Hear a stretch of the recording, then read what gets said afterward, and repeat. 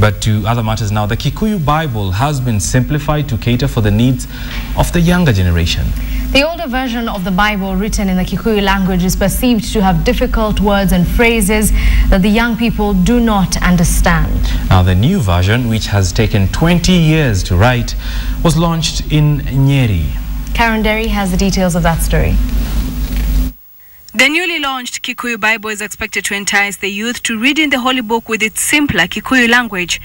The Bible has been simplified after the realization that the language used in the existing Bibles is difficult and contains archaic words that present a challenge to the younger generation, given that language is often dynamic. What happens is that language changes over time. And the Bibles we have done many years ago, if you will put it that way, the language is difficult. So what Biblica focuses on is in simplifying some of the phrases in the Bible to ensure that people are able to understand. So the language may be the same Kikuyu, but we ensure that we don't use the difficult and awkward phrases that may be found in other translations. Kikuyu is the title of the new Bible that will now be accessible to many who previously found the older one harder to decipher. According to the Biblica Kenya officials who are behind the simplification, it has been trying to do so and at the same time maintain the original meaning of the words and phrases.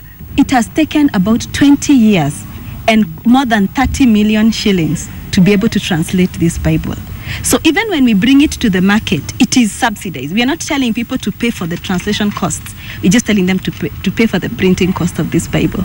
The Kikuyu that is there, the older Kikuyu version, lacks readability and understandability. There are so many difficult words in that other Bible. Local leaders have also applauded this new development, saying it will be easier to reach out to the youth who have immersed themselves in drug abuse, alcoholism, and illegal groupings in this region. As a government, we are working very, very, very closely with the churches or the religious leaders, as it were, with a view to work with them in fighting the evils in society.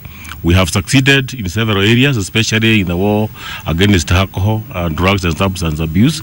We have succeeded through them, through the way of fighting crime within our community.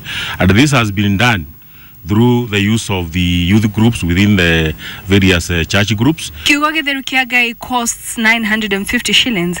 Biblica Kenya has partnered with other Bible agencies such as the Bible Translation and Literacy Organization that is also currently dealing with the smaller ethnic groups. Carol Derry for KTN in Nyeri.